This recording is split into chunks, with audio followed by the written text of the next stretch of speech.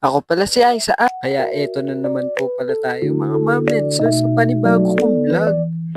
Kaya eto no, bagong gising ako dyan. Ewan ko pa kung ano na naman na pag-iisip ko. Yung video pala na to ay last year pa. Kung makikita nyo pala mga mamensers, tinitesting ko na yung kukulayan ko dyan. Ay hindi pala yung pang-i-spray ko.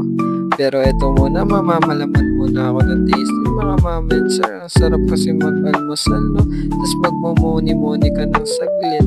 Grabe, ang dami kong pinalaman dyan. Pero sa totoo lang, tingin isang kutsara lang yan. Kasi malasa naman yung peanut butter. Ay, butter pala yun mga mamenser. Tapos ito nga pala, ipapangalala ko sa inyo aso ko na si Kinuha. Umpisa na natin, double leg sa cake.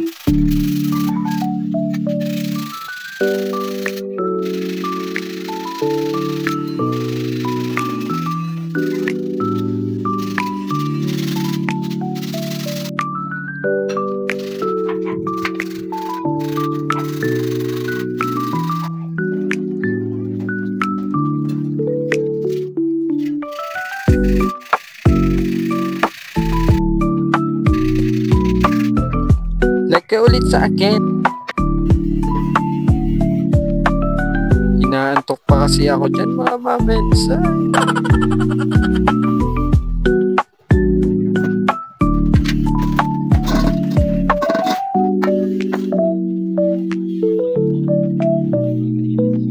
Kulayan. Flex ko muna.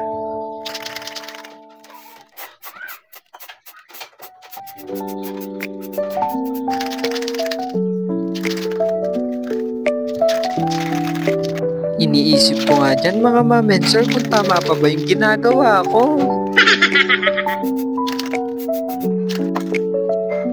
Di naman halata na excited ako at gusto ko nang matapos na kagad para maikabit ko na kagad.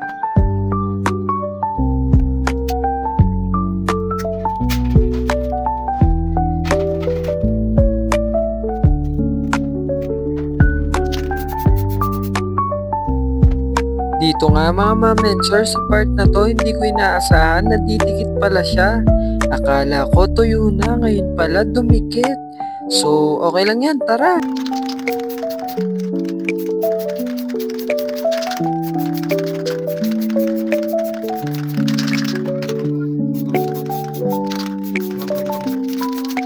So yung natira po dito is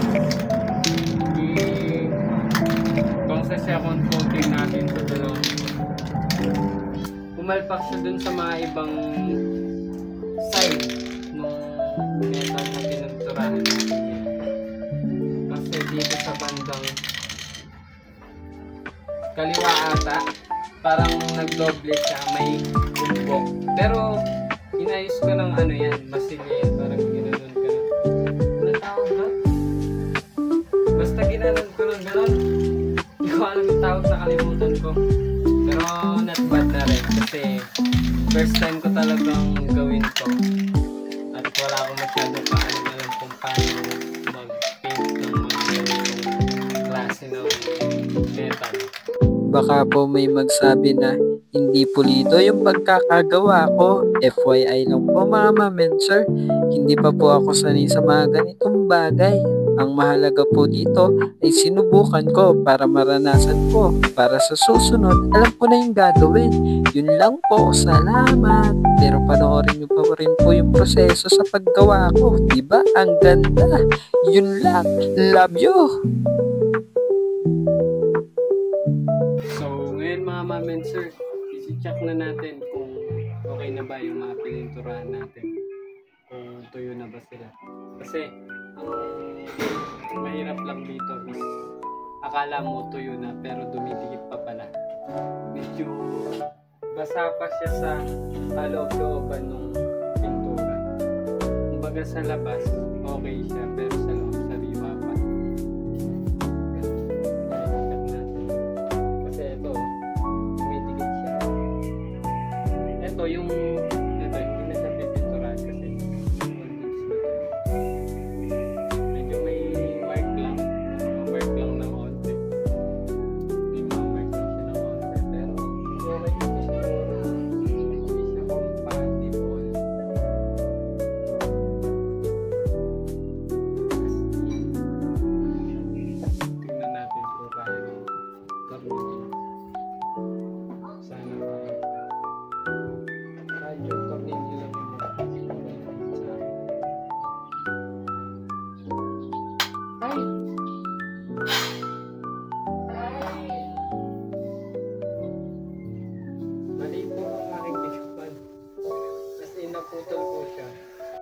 Dahil naputol yun mga ma'am and sir, papalitan po natin yun. Yan na po yung ilalagay natin, yung dating nakalagay, yung glossy. Then, i-repaint na lang po natin ulit siya para maging matte black. Ibang dumi. Pakadumi mga kaminsan. Yung pamunos yung dumi.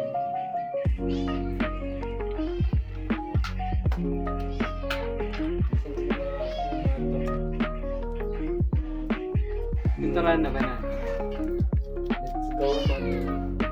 Okay. Nagsabi na ako sa amin na humili ako ng pintura. Kalimutan ko mag-face mask. Magic brush.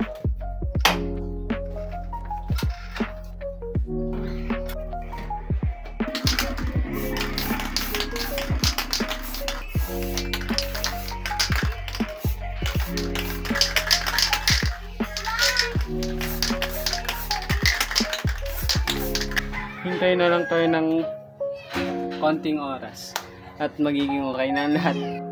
So ngayon mga ma'am and sir, no?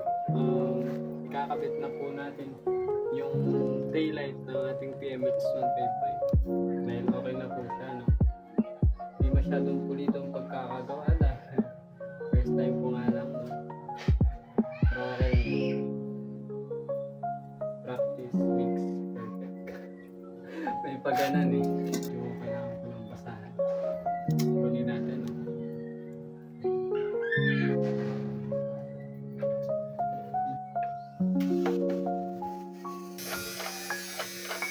Hindi tayo abutan ng ring. Pag ganito po nag-apply po ganito po.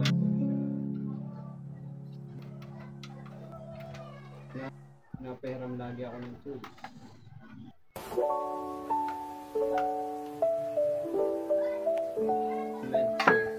Ito po, marupok po talaga to. As in, ating sariwa pa yan. Good na rin. Not bad na rin. Dapat bad nyo. Masama yung sobra siya. Parang tindig na po. Iba yung dati kasi makikita mo ko picture. Hindi ko tuloy siya na picture ng before and after yung parang. Pero gumanda po siya. As in. So yan. Lagayan na.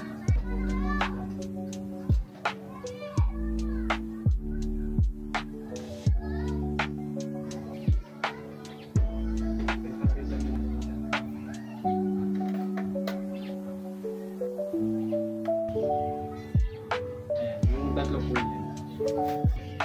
Ilalagay din po natin yung tatlong to. So, lagay na po.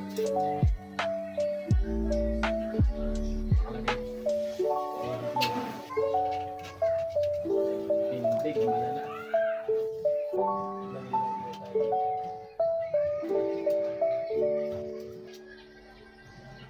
Naikabit na po natin, tapos itatalik na lang. Itatalik means hihigpitan. Sa mga hindi nakaka-gets. Pero feeling ko naman halos nanonood sa akin is taga Concepcion and CPM. Ay, pareho lang pala. Mga Kapampangan pala. Sorry. Pareho lang pala yun. Gulo mo, dating.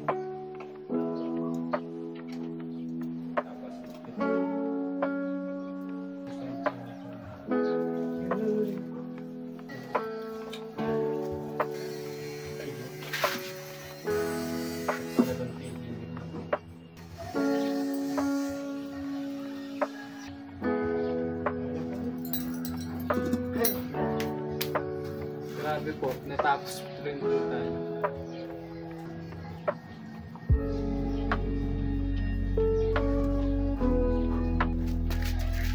Ay, talagang diretso po siya mga ma'am and sir. Diretso. Mamaya. Ayun! Pumutok po siya. What is that? Yun na po yung sinasabi ko, pumutok po. Kung na-record po sa adjust po siya natin ng konti. Pumutok po. Opo.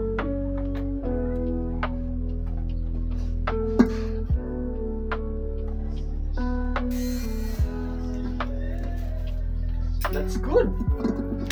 Grabe. Ano pang hinihintay natin? Bigyan natin ng kalahating picture. Every day Bago City, yeah. Di na broke cause we made it.